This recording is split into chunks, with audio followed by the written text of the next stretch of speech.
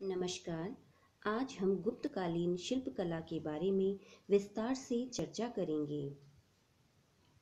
भारशिवों ने कुषाणों की जड़ उखाड़ने का जो काम आरंभ किया था, उसे उनके उत्तराधिकारी वाकाटकों ने पूरा और तीसरी शती के अंत होते होते कुषाण तो क्या उनके उत्तराधिकारी क्षत्रप तक निर्मूल हो गए। इस बीच साकेत प्रयाग प्रदेश में एक नई महाशक्ति का उदय हो रहा था।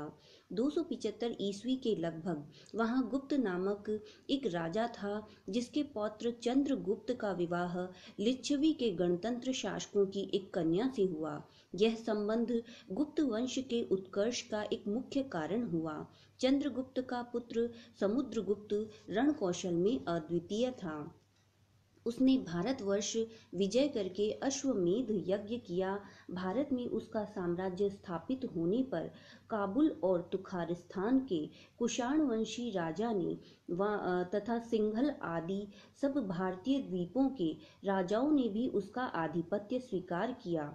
समुद्रगुप्त जैसा बड़ा विजेता था, वैसा ही सुशासक भी था। कला और संस्कृति का भी वह बहुत बड़ा पोषक और उन्नायक था।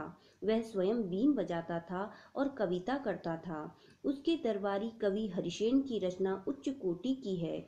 इसके बाद गुप्त वंश का उत्कर्ष उत्तरोत्तर बढ़ता गया। समुद्रगुप्त का पुत्र चंद्रगुप्त विक्रमादित्य अपने पिता से भी अधिक समृद्ध, सुसंस्कृत और वैभवशाली हुआ। उसने अपने साम्राज्य से प्राण दंड उठा दिया था। कालिदास संभवतः उसी के समय में थे। यह काल भारत के लिए अत्यंत गौरव का था। यदि हम कहें कि न तो इसके पहले देश की इतनी उन्नति हुई थी और न पुनः भी, तो अत्युक्ति न होगी। समुद्रगुप्त ने अपने दिग्विजय में वाकाटक साम्राज्य को जीतने के बाद उसने चेदी प्रांत का दक्षिणी भाग तथा महाराष्ट्र प्रांत तत्कालीन वाकाटक सम्राट रुद्रसेन के पास रहने दिया था। इस प्रकार छोटा हो जाने पर भी वह साम्राज्य काफी समृद्ध था। फिर समुद्रगुप्त ने अपनी कन्या प्रभावती गुप्ता उक्त रुद्रसेन के पौत्र द्वितीय रुद्रसेन से ब्याह दी। इस प्रकार गुप्त और वाकाटक साम्राज्य स्नेह श्रृंखलित हो गए। जिस समय उत्तर भारत में चंद्रगुप्त विक्रमादित्य का सुराज्य था, उसी समय वाकाटक राज्य पर अपने पति की मृत्यु के कारण अपने नाबालिग बेटे के अभिभावक के रूप में प्रभावती गुप्त राज्य कर रही थी। इस प्रकार सांस्कृतिक दृष्टि से गुप्त प्रभाव वाकाटक राज्य पर भी व्याप्त था। चंद्रगुप्त के पुत्र कुमारगुप्त ने 40 वर्ष तक राज्य किया। इस समय भी भारत में वही अद्वितीय शांति, समृद्धि और संस्कृति विद्यमान थी। कुमारगुप्त ने नालंदा में एक महाविहार की स्थापना की, जो आगे चलकर वहां के महान विश्वविद्यालय के रूप में परिणित हुआ। किंतु इस सुख शांति में उत्तर पश्चिमी सीमांत पर हूणों के खूनी बादल घिर रहे थे। कुमारगुप्त के पुत्र और उत्तराधिकारी सम्राट स्कंदगुप्त के समय में यह प्रलय घटा पंजाब तक छा गई, किंतु स्कंद ने इस दुर्दिन से देश की रक्षा की। स्कंद के बाद गुप्त वंश का प्रताप सूर्य ढलने लगा। 528 ईस्वी में उसका स्थान जनता के नेता सुप्रसिद्ध यशोधर्म ने ले लिया और देश में हूणों का कंटक पूर्ण रूप से निकाल फेंका। गुप्तों का कला प्रेम और उत्कृष्ट रुचि उनके युग की प्रत्येक कृति से टपकती है। गुप्तकालीन कला का उत्कर्ष गुप्त साम्राज्य के निशेष हो जाने पर भी लगभग 100 वर्ष तक बना रहा। अर्थात जहाँ तक कला का संबंध है, 320 ईस्वी से 600 ईस्वी तक गुप्त काल गिना जाता है। यद्यपि गुप्त मूर्तिकला वाकाटक मूर्तिकला की ही परंपरा में है, किंतु गुप्त इतने सुसंस्कृत थे और उनकी कलाभिरुचि इतनी सक्रिय थी कि उस काल की समूची कलाकृति पर, चाहे वह गुप्त साम्राज्य में रही हो चाहे वाकाटक साम्राज्य में, गुप्त प्रभाव मानना पड़ता है। और इसी कारण उस काल की भारत ही नहीं, द्वीपस्थ भारत तक की मूर्तिकला गुप्त कला कही जाती है। सौंदर्य क्या है, अपनी कृति में उसकी अभिव्यक्ति कैसे करनी चाहिए, इसके तत्व को गुप्तकालीन मूर्तिकार पूर्ण रूप से जानते थे। जैसे कुशल रसोइया छहों रसों के तीते और कड़वे तक के स्वाद से सुस्वादु व्यंजन बनाता है, जो आपको एक से बढ़कर एक होते हैं, उसी प्रकार ये कलाकार भी समस्त रसों की सर्वांगीण अभिव्यक्ति करने में पूर्ण रूप से कृतकार्य हुए हैं। उनकी कला में एक साथ भावुकता और आध्यात्मिकता है, गांधीर्य और रसमयता है, संस्कृत के सुप्रसिद्ध स्त्रोत जगद्दरकृत स्तुति कुसुमांजलि का यह पद्यांश ओजस्वी मधुर प्रसाद विशद उन कलाकारों की कृतियों पर सर्वथा लागू होता है। भारतीय इतिहास में स्वर्ण युग के नाम से प्रसिद्ध गुप्त काल ने कला की कई मंजिलें तय की, साथ ही भारतीय मूर्ति कला के एक नवीन युग का सूत्रपात भी किया। 320 ईस्वी से 600 ईस्वी की मूर्ति कला के उत्कर्ष का प्रमुख कारण गुप्त शासकों के संरक्षण में ब्राह्मण धर्म का अपनी धूमिल प्रतिष्ठा को पुनः अर्जित करना था, किंतु हिंदू धर्म की सहिष्णुता के उच्चतम आदर्श पर बौद्ध और जैन धर्मों के विकास में कोई व्यवधान भी नहीं आया। गुप्त शासक ब्राह्मण मतावलंबी थे। गुप्त काल से ही पौराणिक युग अथवा हिंदू वैष्णव धर्म का आरंभ माना जाता है। इसी काल में चित्रकला, मूर्तिकला व मंदिर निर्माण कला में अनेक प्रमाणिक शास्त्रों की रचना हुई। विश्वकर्मा प्रकाश, शिल्प रत्न, चित्र लक्षण, विष्णु धर्मोत्तरम, मानसार, प्रतिभा मानव लक्षण आदि शिल्प शास्त्रों के नाम उल्लेख प्राप्त होते हैं। गुप्त काल की कला हमें अनेक रूपों में प्राप्त होती है। स्थापत्य कला, जिसमें मंदिर तथा स्तूप आते हैं। दूसरी मूर्ति कला, जिसमें पत्थर को गढ़कर मूर्तियों का निर्माण किया जाता है। तीसरी मृण मूर्ति कला, जिसमें पकाई गई मिट्टी की मूर्तियां सम्मिलित हैं। चौथी धातु शिल्प। पांचवा चित्रकला, जिसमें कुंची और रंगों द्वारा दीवारों, कागजों या कपड़े पर चित्र बनाए जाते हैं। छठा है संगीत, नृत्य तथा अभिनय कला। इनमें पहली 5 प्रकार की कला के अवशेष दृष्टिगोचर होते हैं, परंतु छठी संगीत, नृत्य व अभिनय कला का साहित्यिक वर्णनों व मूर्तियों, चित्रों से केवल अनुमान किया जा सकता है। इस काल की कुछ गुफाएं व मंदिर अभी भी विद्यमान हैं, यथा अजंता की गुफा, जिनके चित्र विख्यात हैं। डॉक्टर वासुदेव शरण अग्रवाल के अनुसार गुप्त काल को स्वर्ण युग कहलाने का जो सम्मान प्राप्त है, वह मुख्यतः मूर्तिकला के कारण है। विशेषताएं। गुप्त काल में वर्णनात्मकता के स्थान पर दृश्यात्मकता के दर्शन होते हैं। पोर्ट्रेट शैली की प्रधानता है, अर्थात कथा या घटना संबंधी मूर्तियों के स्थान पर व्यक्ति मूर्तियां, देवी देवताओं की एकाकी मूर्तियां अधिक बनी हैं। गुप्तकालीन मूर्तिकला भारतीय तत्वों से ओतप्रोत है। देवी देवताओं की मूर्तियों में आध्यात्मिक भावों की अभिव्यक्ति को प्रधानता दी गई है। सौंदर्य बोध को उच्चतम आदर्शों पर बनी इन मूर्तियों में कलाकार ने बाह्य व आंतरिक सौंदर्य को पूर्ण रूप से उभारा है। गुप्त काल की मूर्तियों में कुषाण कालीन मूर्तियों सा भारीपन नहीं था। इस काल की मूर्तियों में लावण्य और स्फूर्तिदायक दृढ़ता आई। पुरुषों के केश कंधों तक लटकने लगे। नारियों के बालों को सुंदर ढंग से संवार कर उनमें स्पष्टता दिखाई देने लगी। आभूषणों व वस्त्रों में सुरुचिपूर्ण हल्कापन और माधुर्य आया। शिल्पकार ने अलंकरणों का उतना ही प्रयोग किया जो मूर्ति के सौंदर्य में सहायक हो। अलंकरणों का कम से कम प्रयोग करके इन कलाकारों ने उसे सार्थक किया है। अलंकरण का वास्तविक उद्देश्य यह है कि कृति में जो कमी रह गई हो उसे पूरा कर दे, उसका अलंकारक हो, आगे और कुछ करने को न रह जाए। यदि इसके विपरीत अलंकरणों की अधिकता होती है तो साधन न रहकर वे ही साध्य बन जाते हैं। फलतः कृति के ओज और सजीवता की अभिव्यक्ति नहीं हो पाती। अलंकरणों की भूल भलैया में उलझकर आंखें भी अपने लक्ष्य को नहीं देख पाती। पत्थर के अतिरिक्त धातु, हाथीदांत, टेराकोटा आदि माध्यमों में शिल्प निर्मित हुए। बुद्ध प्रतिमाएं। इस काल को बुद्ध मूर्ति निर्माण का स्वर्ण काल माना जा सकता है। खड़ी और बैठी बुद्ध मूर्तियां यहाँ बनी हैं। बुद्ध की 5 मुद्राएं बनी हैं। सारनाथ संग्रहालय में बुद्ध की खड़ी हुई मुद्रा में अनेक खंडित प्रतिमाएं संग्रहित हैं। इनमें अभय मुद्रा में दाहिना हाथ और करतल बाहर की ओर बनाया गया है, बायां हाथ चीवर को पकड़े हुए प्रदर्शित है। कुछ में दाहिना हाथ वरद मुद्रा में नीचे की ओर तथा करतल सामने है। प्रायः सभी शिल्प चिरंतन आनंद तथा परम शांति के उदाहरण है। मार विजय की भूमि स्पर्श मुद्रा पद्मासन में बैठे बुद्ध पृथ्वी को साक्षी मानते हुए आह्वान कर रहे हैं। इस भांति की अनेक मूर्तियां संग्रहालयों में सुरक्षित हैं। इस मूर्ति में प्रभा मंडल तथा बोधि वृक्ष बनाया गया है। शिल्प में दाईं ओर धनुषधारी मार तथा बाईं ओर उनकी पुत्रियां बनाई गई है। प्रभा मंडल के ऊपरी भाग में 2 राक्षस भी दिखाए गए हैं। धर्म चक्र मुद्रा में भी भगवान बुद्ध पद्मासन में बैठे हुए हैं। इनके दोनों हाथ वक्ष स्थल के सामने स्थित हैं। दाएं हाथ का अंगूठा और कनिष्ठिका बाएं हाथ की मध्यमिका को छू रही हैं। इस मूर्ति में आसन के मध्य भाग में चक्र बना है, जिसके दोनों ओर 2 मृगों की आकृतियां दिखाई गई हैं। धर्म चक्र के एक और 3 तथा दूसरी ओर 2 मानव बने हैं। ये पंचभद्र वर्गीय भिक्षु हैं। यह सर्वोत्कृष्ट मूर्ति है, जिसमें अंगों की भाव भंगिमाएं चिरंतर सौंदर्य पर आनंद, परम आनंद और शांति की प्रबल भावाभिव्यक्ति दृष्टिगोचर होती है। ऐसी प्रतिमाएं कलकत्ता संग्रहालय में भी सुरक्षित हैं। कुछ मूर्तियों में पंचभद्र वर्गीय भिक्षुओं का शिल्पांकन नहीं भी किया गया है।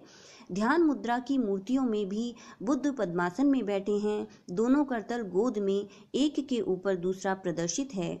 यह प्रतिमा बुद्धत्व प्राप्ति के लिए ध्यानस्थित होने की ओर संकेत है। प्रमुख बुद्ध मूर्तियां। इस काल की कुछ मुख्य बुद्ध मूर्तियां हैं। पहली है सारनाथ की बुद्ध मूर्ति। इस पद्मासनासीन प्रतिमा की हस्त मुद्रा धर्म चक्र प्रवर्तन की है। इसके स्वभाव से ही उत्फुल्ल मुखमंडल पर अपूर्व शांति, प्रभा, कोमलता और गंभीरता है। अंग प्रत्यंग में काफी सौकुमार्य होते हुए भी ऐहिकता छू नहीं गई है। मनहु सात रस धरे शरीरा। दूसरी है मथुरा की खड़ी हुई बुद्ध मूर्ति। इस मूर्ति के मुखमंडल पर भी शांति, करुणा और आध्यात्मिक भाव का अपूर्व सम्मिश्रण है। साथ ही एक स्वाभाविक स्मित भी है। भगवान निष्कंप प्रदीप की भांति खड़े हैं, किंतु उस ठवन में कहीं से जकड़बंदी नहीं है। उनके वस्त्र के सलों की रेखाएं बड़ी कलापूर्ण हैं। तीसरी है ताम्र की बुद्ध मूर्ति खड़ी हुई, सुल्तानगंज जिला भागलपुर से प्राप्त और अब बर्मिंघम म्यूजियम इंग्लैंड में प्रदर्शित। यह मूर्ति 7.5 फुट ऊंची है। समुद्र की तरह महान, गंभीर और परिपूर्ण एक लोकोत्तर पुरुष प्रतिष्ठित है, जिसका दाहिना हाथ अभय मुद्रा में है। एक उर्मी भंग की बाती कुछ आगे बढ़ा हुआ मुखमंडल पर अपूर्व शांति, करुणा और दिव्यता विराज रही है। इन तीनों मूर्तियों को हम सर्वश्रेष्ठ बुद्ध मूर्ति कह सकते हैं। ऐसा जान पड़ता है कि इनके बनाने वालों ने अपनी सारी भक्ति भावना को प्रत्यक्ष कर दिखाया है। ऐसा अलौकिक दिव्य दर्शन कराकर उन शिल्पियों ने मानवता को कितना ऊंचा उठा दिया है। बुद्ध मूर्तियों की विशेषताएं। कुषाणकालीन बुद्ध मूर्तियों में जहां चपटी नाक, चौड़ा मुंह तथा भारी शरीर बनाए गए थे, वहीं गुप्त काल में नुकीली नाक, गोल चेहरा तथा सुंदर कोमल नाक नक्श मिलते हैं। गुप्तकालीन मूर्तियां केवल एक ही तरफ से अर्थात सामने के भाव से ही देखी जा सकती हैं। इस काल में बुद्ध के सिर पर लच्छेदार घुंघराले बाल दिखाए गए हैं। गुप्तकालीन प्रतिमाओं के वस्त्र झीने, पारदर्शी बनाए गए, जिनमें से शारीरिक सुंदरता दिखती है। गुप्त काल में प्रतिमा के पीछे का आभा मंडल मणि बांध व अलंकरण से सजाए गए हैं एवं मूर्तियों को उभारा गया है। सबसे महान व सुंदर बुद्ध मूर्तियां गुप्त काल में ही बनी। हिंदू मूर्तियां। गुप्त सम्राट विष्णु भक्त थे तथा अपने को परम भागवत मानते थे। गुप्तकालीन विष्णु को स्थानक, आसन और शयन मुद्रा में द्विभुज, चतुर्भुज एवं अष्टभुज रूप में प्रयुक्त किया गया है। गुप्त काल में मंदिरों के प्रथम शिखर की रचना नहीं होती थी, वह एक चबूतरे पर बनाया जाता था। शिखर युक्त मंदिरों का निर्माण बाद में आरंभ हुआ। मंदिरों में विष्णु की मानव मूर्तियों की अपेक्षा वराह, नरसिंह, वामन अवतारों की मूर्तियों की संख्या अधिक है। वराह अवतार में वराह, नरवराह, वामन में वामन व त्रिविक्रम दोनों ही रूपों में मूर्तियां बनी हैं। भेलसा के पास उदयगिरी में चंद्रगुप्त विक्रमादित्य ने के बनवाए हुए गुप्त मंदिरों के बाहर पृथ्वी का उद्धार करते हुए वपुष्मान वाराह बने हैं। चंद्रगुप्त विक्रमादित्य ने अपनी भुजाई ध्रुव सामनी का शकों से उद्धार किया था। इस मूर्ति में उस उद्धारक के तेज और वीर्य की स्पष्ट झलक दिखाई देती है। भगवान ने तमक कर पाताल मग्न पृथ्वी को सहसा और बिना आयास फूल की तरह अपनी दाढ़ों पर उठा लिया है और डटे हुए खड़े हैं। नरसिंह अवतार की मूर्ति देवगढ़ मंदिर से प्राप्त हुई है। इसमें शंख, चक्र और गदाधारी नरसिंह आसन पर बैठे हैं। शिव प्रतिमा लिंग और मानव दोनों रूपों में बनी है। खोह बुमरा से मिली एक मुखी लिंग रूप मूर्तियों में सिर पर जटाजूट, जिस पर अर्धचंद्र, गले में एकावली व मस्तक पर तृतीय नेत्र है। गुप्तकालीन मुख्य मूर्तियों में हैं गोवर्धनधारी कृष्ण। यह मूर्ति काशी के एक टीले में पाई गई थी, अब सारनाथ बनारस के संग्रहालय में रखी है।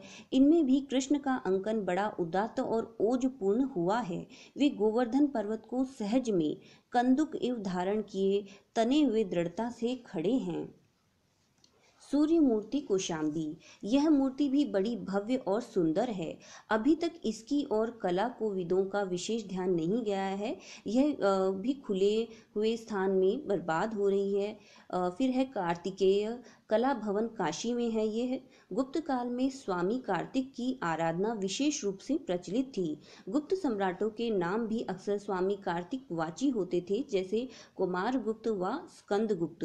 अतः स्वामी कार्तिक को गुप्तकालीन सभी मूर्तियां प्रायः मिलती हैं। यह मूर्ति उनमें का एक अद्वितीय उदाहरण है। इतना ही नहीं, गुप्तकालीन सभी मूर्तियों में इसका एक विशिष्ट स्थान है। स्वामी कार्तिक देवताओं की सेना के प्रमुख हैं और बाल ब्रह्मचारी हैं। अतः उनमें जो गांधीर्य, पौरुष, उत्साह और निश्चिंतता विद्यमान है, उसे इसके निर्माता ने बड़ी सफलता से प्रस्फुटित किया है। सतेज मुखमंडल, प्रशस्त और उन्नत वक्ष, पीवर भुजदंड, दाहिने हाथ से शक्ति का दृढ़ता पूर्वक धारण सेनापतित्व के सर्वथा अनुरूप है। वह अपने दाहिने मयूर पर स्थित हैं, जिसे देखकर कालिदास के इस चरण की याद आ जाती है। मयूर पृष्ठा श्रयणम कुमारम, मयूर का पीछे की ओर उठा हुआ है, जो कार्तिकेय की मूर्ति के प्रभामंडल का काम देता है। कुमार गुप्त प्रथम की स्वर्ण मुद्राओं पर कार्तिकेय की मूर्ति है, जो इससे बहुत मिलती जुलती है। फलतः इसका निर्माण काल भी वही जान पड़ता है। देवगढ़, ललितपुर जिला झांसी में एक गुप्त मंदिर का अवशेष है। इसकी बाहरी दीवारों पर 3 सुंदर दृश्य अंकित हैं। एक ओर शेषशायी विष्णु हैं, जिनके नाभि कमल पर ब्रह्मा स्थित हैं, लक्ष्मी चरण दबा रही हैं। उधर आकाश में कार्तिकेय, इंद्र, पार्वती इत्यादि दर्शन कर रहे हैं। लक्ष्मी के पास ही एक और योगी के रूप में पुनः शिव खड़े हुए हैं। वे भक्ति भावना में निमग्न हैं। उनकी यह मूर्ति दर्शनीय है। नीचे वीर वेश में 5 पुरुष बने हैं, जिनके अंगों में काफी गति और स्फूर्ति है। एक पार्श्व में एक स्त्री बनी हुई है। ये विष्णु के पार्षद व मूर्तिमान आयुध हो सकते हैं। यह मूर्ति हम इस स्लाइड में देख सकते हैं। दूसरी ओर नर नारायण की तपस्या है। इसमें तपोवन के वातावरण की बढ़िया अभिव्यक्ति हुई है। तपस्वी लोकोत्तर पुरुष जान पड़ते हैं। इसी प्रकार तीसरी ओर के शिलापट्ट पर गजेंद्र मोक्ष का दृश्य अंकित है। इन सभी दृश्यों को इतनी भावना, सजीवता और रमणीयता है कि देखने वाला मुग्ध हो जाता है। शैव मत संबंधी मूर्तियों में त्रिमूर्ति, अर्धनारीश्वर, शिव पार्वती परिणय, शिव तांडव, नागराज व रानी नागिन, नर्तकी, वाद्यक मुख्य हैं। सारनाथ बनारस के संग्रहालय में लोकेश्वर शिव का एक मस्तक है, जिसके जटाजूट का बंध बिल्कुल उस प्रकार का है जैसा चीन और जापान की भारत में प्रभावित मूर्तियों पर पाया जाता है। इसकी नासाग्र दृष्टि तथा प्रसन्न वदन दर्शनीय है। पहाड़पुर जिला राजशाही बंगाल में कृष्ण लीला की अनेक मूर्तियां निकली हैं, जो सभी एक समान सुंदर और सजीव हैं। राधा कृष्ण का प्रेमालाप तथा धेनुक वध इनमें के 2 विशिष्ट उदाहरण कहे जा सकते हैं। मथुरा से उपलब्ध चतुर्भुज विष्णु प्रतिमा में वे ध्यान मुद्रा में हैं। इस प्रतिमा के सभी हाथ कोहनी तक भग्न हैं। महाविष्णु मूर्ति मथुरा संग्रहालय में संरक्षित व अलीगढ़ के निकट भाकरी से प्राप्त है। इसकी दाईं और वराह, बाईं और नरसिंह मुख्य मंडल, शेष भाग में अग्नि, नवग्रह, अश्विनी कुमार तथा ब्रह्मा के 4 पुत्र सनक, संदन, सनातन और सनत कुमार उत्कीर्ण हुए हैं। राजस्थान के मंडौर से प्राप्त कृष्ण लीला संबंधी शिल्प खंड में गोवर्धनधारी कृष्ण का अंकन है। भरतपुर राज्य के रूपवास नामक स्थान में 4 बृहत्तकाय मूर्तियां हैं, जिनमें एक बलदेव की है जो ऊंचाई में 27 फुट से भी अधिक है। इसके मस्तक पर नाग के फन बने हुए हैं। दूसरी मूर्ति लक्ष्मी नारायण की है जो 9 फुट से ऊपर है। शेष 2 मूर्तियां बलदेव की पत्नी रेवती ठकुराइन तथा युधिष्ठिर के मस्तक पर खड़े हुए नारायण की है। अपनी ऊंचाई के कारण तो ये अपूर्व हैं ही, इनमें गुप्त काल की सब श्रेष्ठताएं भी विद्यमान हैं। उस काल में बड़ी बड़ी मण मूर्तियां और पकाई मिट्टी के फलक बनते थे, जिनका सौंदर्य और सजीवता पत्थर व धातु की मूर्तियों से भी 21 है। पकाई मिट्टी के मोहरों की बड़ी अच्छी छाप भी गुप्त काल की एक विशेषता है। चूने मसाले की बनी हुई मूर्तियों के संबंध में भी यही बात लागू होती है। राजगृह के मनियार मठ की नागिनी मूर्ति शेषोक्त शिल्प का उत्कृष्ट उदाहरण है। यह ऊपर से नीचे तक अत्यंत सुंदर है। जैन मूर्तियां। इन मूर्तियों का निर्माण कुषाण काल में आरंभ हो गया था। गुप्त काल में इन मूर्तियों का सौंदर्य अधिक निखरा था। इस समय की जैन तथा बौद्ध प्रतिमाओं में अधिक अंतर नहीं है। इन्हें वक्ष पर श्रीवत्स, सिर के केश भिन्न भिन्न तथा नग्नावस्था में दर्शाया गया है। इन्हें ध्यान मुद्रा तथा पद्मासन में स्थिर बनाया गया है। आभा मंडल तथा नभचारी गंधर्व भी उत्कीर्ण किए गए हैं। अन्य मूर्तियां। इस समय सप्त मातृकाएं, कुबेर, यक्ष यक्षिणी, किन्नर, गंधर्व आदि के साथ स्त्रियों के सौंदर्य प्रसाधन तथा दोहत आदि की अनेक मुद्राएं मूर्तिमान हुई थी। स्तंभों पर स्त्री पुरुष प्रतिहारी, प्रथम दंपत्ति, मंगलथर, गंगा यमुना अलंकरण, अभिप्रायों में पुष्प पत्तियां तथा गौमूत्रिका आदि कलात्मक अभिप्राय बनाए गए हैं। धातु शिल्प। यहाँ स्वर्ण सिक्के ढालने की कला बेजोड़ थी। स्वर्ण के अतिरिक्त ताम्र और रजत सिक्के भी बने। स्वर्ण मुद्राओं पर चंद्रगुप्त रानी कुमार देवी के साथ समुद्रगुप्त बीन बजाते हुए, चंद्रगुप्त विक्रमादित्य सिंह का शिकार करते हुए, अश्वारूढ़ कुमार गुप्त तथा स्वामी कार्तिकेय के रूप कलात्मक सौंदर्य के उदाहरण है।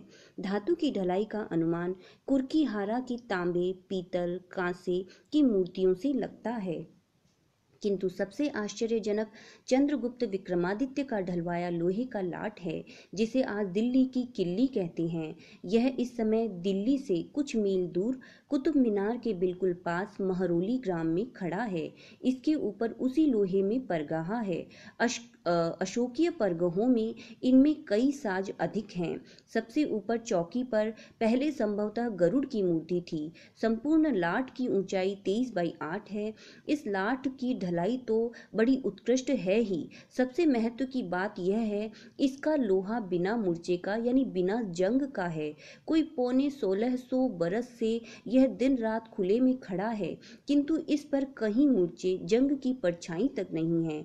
इस प्रकार के लोहे का इतना बड़ा और इतना कलापूर्ण ढलाव अब तक कहीं नहीं हुआ। गुप्त काल साहित्य, मूर्तिकला, चित्रकला के चरमोत्कर्ष का काल था। ऐसा स्वर्ण युग इतिहास में दोहराया नहीं जा सका।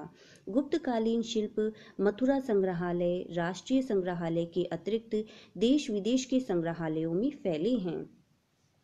इस काल की मूर्तियों में कुषाण काल से निम्न विभिन्नताएं देखने को मिलती हैं। कुषाण कालीन मूर्तियों में चपटी नासिका, चौड़ा मुखमंडल तथा भारीपन लिए हुए देह यष्टि बनाई गई थी, परंतु गुप्तकालीन रूपाकृतियों में नुकीली नासिका, गोल मुखमंडल तथा सुंदर कोमल देह यष्टि उत्कीर्ण की गई है। इस प्रकार विकास यात्रा में अनावश्यक स्थूलता हट गई। कुषाण कला में संपूर्ण त्रिआयामी सर्वतोभद्र प्रतिमाएं रची गई, परंतु गुप्त काल में समक्ष भाग को ही महत्व देकर उत्कीर्ण किया गया है। कुषाण काल में मूर्तियों का सिर प्रायः मुंडित बनाया गया था, परंतु गुप्त काल में सिर पर घुंघराले केश प्रदर्शित किए गए हैं। कुषाण काल में मूर्तियों का चीवर मोटा भारी है, जबकि गुप्त काल में यह हल्का व पारदर्शी बनाकर शारीरिक सौष्ठव प्रदर्शित किया गया है। प्रतीत होता है कि वस्त्र भीग कर शरीर से चिपक गया है, केवल किनारों के द्वारा ही उसे पहचाना जा सकता है। कुषाण कालीन मूर्तियों में संघाटी की किनार अंदर की ओर गड्ढेदार उत्कीर्ण हुई है, जबकि गुप्त काल में इसे उभारदार बनाया गया है।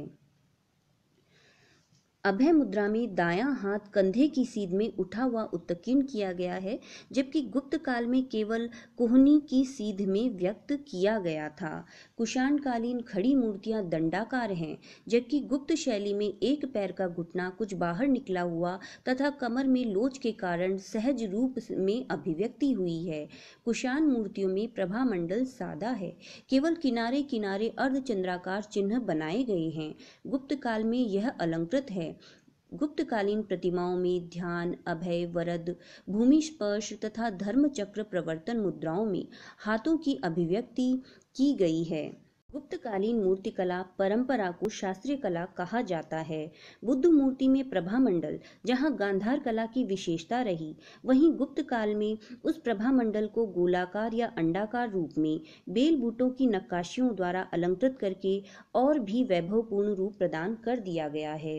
निष्कर्षतः गुप्तकालीन कला में भाव सौंदर्य की अभिव्यक्ति चरमावस्था में पहुंची है।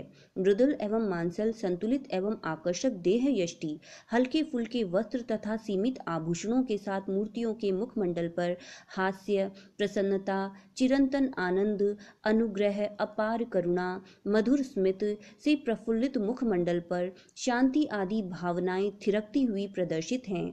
डॉक्टर कुमार स्वामी ने प्रकट किया है कि इसमें भारतीय कला के शास्त्रीय पक्ष के साथ सौंदर्य को नवीन दृष्टिकोण से परिभाषित किया गया है। इसमें परम शांति और दैवीय ऊर्जा का आध्यात्मिक आनंद दृष्टिगोचर होता है। इसमें कुषाणकालीन संयोजन विधान का विकसित रूप प्रतिष्ठित हुआ। इस काल में कला की स्वाभाविकता, अंग प्रत्यंग का सौंदर्य, आकार प्रकार एवं सजीव रचना कौशल प्रशंसा के योग्य हैं। विवेक एवं सौंदर्य से अनुप्राणित होने के कारण गुप्तकालीन शिल्पकला पराकाष्ठा तक पहुंची है। यहाँ पर रूढ़िवादिता के स्थान पर लालित्य तथा लावण्य प्रभावशाली रही हैं। मूर्तियों की रचना बड़ी सुचारू तथा भाव प्रधान है। यहाँ के कलाकार रूप को सर्वांग सुंदर बनाने में जितने प्रवीण थे, उतने ही आंतरिक और आध्यात्मिक भावों को अभिव्यक्त करने में भी समर्थ रहे हैं। गुप्तकालीन शिल्पकला से संबंधित हमारा यह लेक्चर यहीं पर कंप्लीट होता है।